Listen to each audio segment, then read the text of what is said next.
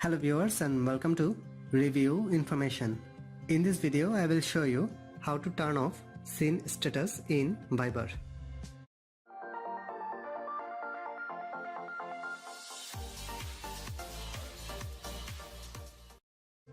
Go to the Viber app from your apps list. Tap on the three dot from the lower right corner. Scroll down and tap on Settings. From Settings, tap on Privacy. From Privacy Settings, find the option Send Scene Status, which is enabled. If you turn off this, you also won't be able to see other people's scene status.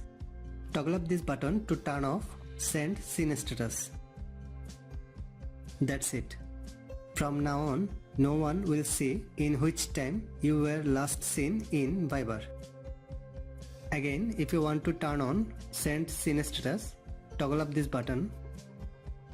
So that is how you can turn off your scene status in Viber. Thanks for watching. Hope you guys enjoyed my video. Please subscribe my channel for more videos. Goodbye.